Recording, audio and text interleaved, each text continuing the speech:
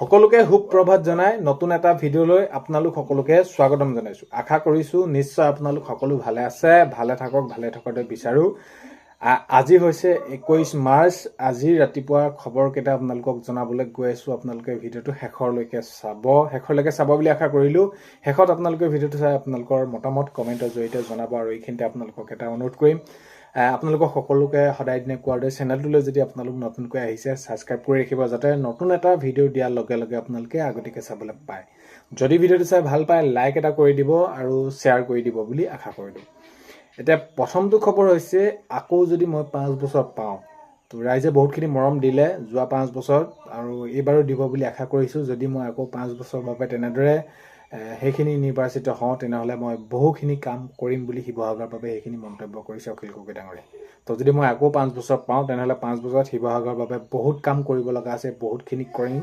অখিল গগৈ ডাঙৰীয়াই এনেদৰে মন্তব্য কৰিছে। যোৱাকালি মনোনয়ন পত্ৰ দাখিল কৰিলে, আৰু এতিয়া যিহেতু নিৰ্বাচনলৈ বহুত বেছি দিন নাই, নিৰ্বাচনী প্ৰচাৰ এনেদৰে চলাবই লাগিব সকলোৰে লগত মিলিজুলি। তো এতিয়া কথাটো হ'ল কি, ৰাইজে যদি আগন্তুক 5 বছৰৰ বাবে নিৰ্বাচিত কৰি দিয়ে, তেনেহ'লে ৰাইজৰ পৰা যিখিনি মৰম পাইছোঁ এইখিনি নিশ্চয় মোক কৰিব, আৰু মই বহুত কাম কৰিব লগা আছে আৰু কৰিম বুলি অখিল গগৈ ডাঙৰীয়াই মন্তব্য কৰিছে। নেক্সটটো খবৰ হৈছে, এইবাৰ যিহেতু মিত্ৰতা হৈ এইখিনি তেওঁলোকে নিৰ্বাচন খেলিব। নিৰ্বাচনৰ খেলাক লৈ যেতিয়া নেকি প্ৰশ্ন কৰিছিলে যে আসন কিমান দিছে বা কিমান এইখিনি পোৱা কথা আছে, অখিল গগৈ ডাঙৰীয়াই স্পষ্টকৈ জনাইছে যে আমি এবাৰ 10জন MLA পাম বুলি ভাবিছোঁ নহয়, আমি আশা কৰিছোঁ এইবাৰ। তো অখিল গগৈ ডাঙৰীয়াই মন্তব্য কৰিছে যে এইবাৰ আমি 10জন MLA পাম বুলি ভাবিছোঁ বুলি কৈছে অখিল গগৈ ডাঙৰীয়াই। তো আগন্তুক সময়ত দেখা যাব কেনেদৰে কি হয়, সেইখিনি কেৱল ভোটাৰৰ ওপৰত নিৰ্ভৰ কৰে। বাৰু যি কি নহওক, মনৰ আশা যি যেনেদৰে কৰিছে সেইখিনি আগন্তুক সময়তে গম পোৱা যাব। নেক্সটটো খবৰ হৈছে, আমি সকলোৱে আশীৰ্বাদ পাম। তো আমি সকলোৰে আশীৰ্বাদ পাম বুলি জয়ন্ত মল্লভ বৰুৱা ডাঙৰীয়াই কৈছে যে আমি যিদৰে যোৱা 5 বছৰত কাম কৰিলোঁ বা ৰাইজে আমাক যিদৰে মৰম দিছে, এতিয়া আমি যিখিনি দেখিছোঁ বা যেনেদৰে কাম কৰিলে মুখ্যমন্ত্ৰী মহোদয়ে, তো আগন্তুক সময়তো কৰা সেইখিনি তেনেদৰে সিদ্ধান্ত তেওঁলোকে সেইখিনি কৰিছে, কেনেদৰে কৰিব, কেনেদৰে অসমখন আগুৱাই লৈ যাব। তো এইখিনি ক্ষেত্ৰত আমি সকলোৰে মৰম পাইছোঁ আৰু সকলোৰে আশীৰ্বাদ পাম বুলি জনাইছে জয়ন্ত মল্লভ বৰুৱাই। তো জয়ন্ত মল্লভ বৰুৱা ডাঙৰীয়াই সেইখিনি মন্তব্য কৰিছে।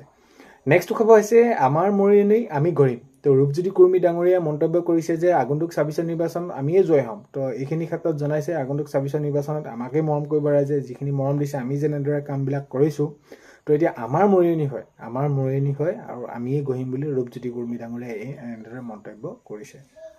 নেক্সট খবৰ হৈছে, এতিয়া গুৰু দক্ষিণা পৰ্টেলক লৈ বহুতে বহুতভাগে সুধি আছে। তেওঁলোকে বহুতে মিউজিক টিচাৰ, কোনোবাই টিউটৰ সেইখিনি বিষয় লৈ সুধি আছে। ইতিমধ্যে মই আপোনালোকক সকলো লং ভিডিঅ'ৰ জৰিয়তে আপোনালোকক জনালোঁ কোনে আবেদন কৰিব পাৰিব নোৱাৰিব। আৰু এইখিনি বহুতে সুধি আছে, কোনোবাই ইউডাইচ কোডটো ভৰাব পৰা নাই, ফেইল হৈ গৈছে, কি হ'ব কি নহ'ব। এইখিনি ক্ষেত্ৰত মই আপোনালোকক জনাওঁ যে এতিয়া যিহেতু এই পৰ্টেলটো নতুনকৈ মুকলি কৰি দিছে, নিশ্চয় 2 এদিনৰ ভিতৰত আকৌ যেনেদৰে প্ৰাধিকৰণৰ প্ৰক্ৰিয়া যি আপডেট, সেইখিনি পৰ্টেলটো আপডেট হৈছিলে, ঠিক তেনেদৰে গুৰু দক্ষিণা পৰ্টেলটো আপোনালোকৰ বাবে আপডেট হ'ব। যি আপোনালোকৰ খেলি মেলি আছে, আগন্তুক সময়ত আপোনালোকৰ সকলোখিনি ঠিক হ'ব বুলি আপোনালোকে নিশ্চিত থাকক। কাৰণ কেলৈ, যি আপোনালোকৰ আপডেট, এতিয়া ধৰি লওক ইউডাইচ কোডটো আপোনালোকে ভৰাবই লাগিব, বাকী সেইখিনি ডাইচ কোড এইখিনি আপোনালোকে ভৰালেহে আপোনালোকক ট্ৰেক কৰিব পাৰিব ইত্যাদি কৈছিলে। এইখিনি যদি ফুলফিল নকৰে তেনেহ'লে কেনেকৈ ভৰাব পাৰিব? এইখিনি ক্ষেত্ৰত নিশ্চয় আপডেট হ'ব। আৰু প্ৰাধিকৰণৰ পৰ্টেলো সেইখিনি আবেদন চলি আছে, আপোনালোকে আবেদন প্ৰক্ৰিয়া চলি থাকে, আপোনালোকে বিদ্যালয়সমূহে প্ৰাধিকৰণৰ বাবে আবেদন কৰিব পাৰিব। নেক্সট খবৰ হৈছে, চৰকাৰী ঘৰ। এতিয়া বহুতভাগে সুধিছে, ভিডিঅ' চাবলৈ পাই আছোঁ, এইখিনি কেনেকুৱা ধৰণৰ কি চৰকাৰী ঘৰৰ বাবে এইখিনি নতুনকৈ লিষ্ট আহিছে নি, কেতিয়াকৈ দিব, কি হ'ব নহ'ব। এতিয়া আপোনালোকক এইখিনিতে জনাওঁ যে যিহেতু আগন্তুক 26 নিৰ্বাচন একেবাৰে ওচৰ পালেহি, এইখিনি পোৱাৰ ক্ষেত্ৰত আপোনালোকেতো গমে পায় কোনো ধৰণৰ চৰকাৰী কাম তেনেদৰে কৰিব নোৱাৰে। আৰু আপোনালোকৰ যদি পুৰণি যি লিষ্টৰ মতে তেনেদৰে নাম আহিছিলে, এতিয়া ধৰি লওক আপোনালোকৰ ঘৰত চেঞ্চাছ কৰিলেহি, আকৌ আপোনালোকৰ ফটো মাৰি নিলে, তাৰপিছত যদি আপোনালোকে লিষ্টত তেনেদৰে নাম আহিছিলে, তেনেহ'লে আপোনালোকে চৰকাৰী ঘৰ পাব। আপোনালোকে আগন্তুক সময়ত চৰকাৰ যেতিয়া গঠন হ'ব, গঠন হোৱাৰ পাছতে আপোনালোকে চৰকাৰী ঘৰ পাবলৈ সক্ষম হ'ব। নেক্সট খবৰ হৈছে, মিত্ৰতা হোৱা নোহোৱাৰ কোনো অৰ্থ নাই। মাননীয় মুখ্যমন্ত্ৰী মহোদয়ে কৈছে, বিৰোধীয়ে যেতিয়া নেকি এতিয়া এই যি মিত্ৰতা হ'ল, মিত্ৰতা প্ৰসংগত বিজেপি কিবা তেনেদৰে তেওঁলোকৰ ক্ষতি হ'ব নেকি, এনেধৰণে প্ৰশ্ন কৰাত মাননীয় মুখ্যমন্ত্ৰী মহোদয়ে জনাইছে যে তেওঁলোকৰ মিত্ৰতা হোৱা নোহোৱা কোনো অৰ্থ নাই। তেওঁলোকৰ মিত্ৰতা প্ৰসংগত মই কৈ আছিলোঁ যে নিৰ্বাচনৰ এই আগমুহূৰ্তলৈকে এইবিলাক তেওঁলোকৰ চলি থাকিব আৰু মিত্ৰতা হৈছে হওক আমি যি কাম কৰিছোঁ যেনেদৰে কৰিছোঁ যেনেদৰে কৰা দেখিছে ৰাইজে সেইখিনি আমাক লৈ সেইখিনি তেওঁলোকে দেখিছে তেওঁলোকে সেইখিনি কৰিব মিত্ৰতা হোৱা নোহোৱালৈ আমাৰ কোনো ধৰণৰ ক্ষতি নহয় মাননীয় মুখ্যমন্ত্ৰী মহোদয়ে তেনেদৰে মন্তব্য কৰিছে।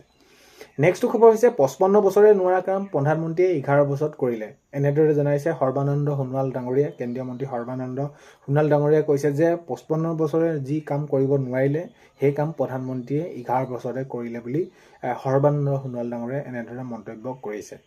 নেক্সটটো খবৰ হৈছে আমবাৰী অগপৰ মুখ্য কাৰ্যালয়ত উত্তপ্ত পৰিস্থিতি। এতিয়া তেওঁলোকৰ মাজত সেইখিনি উত্তপ্ত পৰিস্থিতি হৈছে প্ৰাৰ্থী দিয়া নিদিয়ালৈ তেওঁলোকে প্ৰাৰ্থী পোৱা নোপোৱালৈ আগন্তুক 26 নিৰ্বাচন আহি আছে দলে টিকট দিয়া নিদিয়ালৈ এইখিনি কেনেদৰে টিকট মুকলি কৰিলে বা এইখিনিক লৈ তেওঁলোকৰ সেইখিনি যি তৃণমূল পৰ্যায় আছে তৃণমূল পৰ্যায়ত তেওঁলোকৰ সেইখিনি মুখ্য কাৰ্যালয়ত এটা উত্তপ্ত পৰিস্থিতি হোৱা দেখা গ'ল। নেক্সটটো খবৰ হৈছে প্ৰতিদ্বন্দ্বী বিশ্বজিৎ দৈমাৰী ভৰি চুই আশীষ ল'লে প্ৰমোদ বড়োৱে। তো এটা ব্যক্তিক্ৰমী তেনেদৰে এটা দৃশ্য দেখা গ'ল। তো হয় প্ৰতিদ্বন্দ্বী বিশ্বজিৎ দৈমাৰীৰ ভৰি চুই আশীষ ল'লে প্ৰমোদ বড়োৱে। প্ৰমোদ বড়ো ডাঙৰীয়াই আশীষ লোৱা দেখা গ'ল বিশ্বজিৎ দৈমাৰীৰ ভৰি চুই। নেক্সটটো খবৰ হৈছে বিজেপি প্ৰাৰ্থী আছে বুলি আমি জানো ভাবিব লাগে বা বিজেপি প্ৰাৰ্থী আছে জানো এনেদৰে জনাইছে। কাৰণ কেলৈ বিজেপিটো এতিয়া প্ৰাক্তন সকলো কংগ্ৰেছ দল বুলি আমি জানো এনেদৰে জনাইছে বিধায়ক দুৰ্লভ চমুৱাৰ। তো দুৰ্লভ চমুৱাৰ মন্তব্য যে বিজেপি প্ৰাৰ্থী আছে জানো অসমত, কেতিয়া প্ৰাৰ্থী আছে আমিতো দেখাই নাই, আমিতো প্ৰাক্তন কংগ্ৰেছী দল বুলিহে জানো এনেদৰে মন্তব্য কৰিছে বিধায়ক দুৰ্লভ চমুৱাৰ।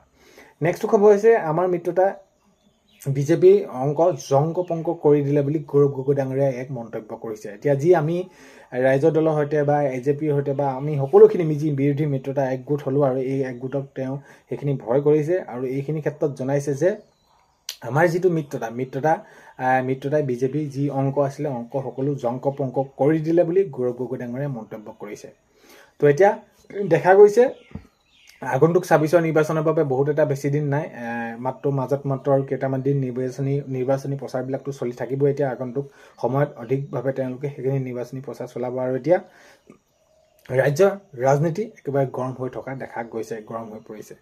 নেক্সটটো খবৰ হৈছে অখিল গগৈক ভৱিষ্যত চৰকাৰ গঠনৰ মুখ্য সেনাপতিৰ আখ্যা দিলে গৌৰৱ গগৈ ডাঙৰীয়াই। আগন্তুক সময়ত ভৱিষ্যত যি চৰকাৰ গঠন হ'ব গঠনৰ মূল সেনাপতি অখিল গগৈ ডাঙৰীয়া হ'ব বুলি এনেদৰে মন্তব্য কৰিলে গৌৰৱ গগৈ ডাঙৰীয়াই মন্তব্য কৰিলে যে অখিল গগৈ ভৱিষ্যত চৰকাৰৰ মূল সেনাপতি হ'ব বুলি মন্তব্য কৰিছে। নেক্সটটো ক'ব হৈছে যিদিনা নতুন বৰ্ষৰ গহিম সিদিনা হিমন্ত বিশ্ব শৰ্মাৰ কাৰ্যকাল অন্ত পৰিব। গৌৰৱ গগৈ ডাঙৰীয়াই এটা ডাঙৰ মন্তব্য কৰিছে যে যিদিনাখনি নতুন বৰ্ষখন গহিম সেইদিনা হিমন্ত বিশ্ব শৰ্মাৰ কাৰ্যকাল অন্ত পৰিব বুলি গৌৰৱ গগৈ ডাঙৰীয়াই মন্তব্য কৰিছে। তো আজি 21 মাৰ্চৰ ৰাতিপুৱা খবৰ এইকেইটাই আপোনালোকক জনালোঁ। ভিডিঅ'টো আপোনালোকে শেষৰলৈকে চাই থকাৰ বাবে বহুতেই বেছি ধন্যবাদ।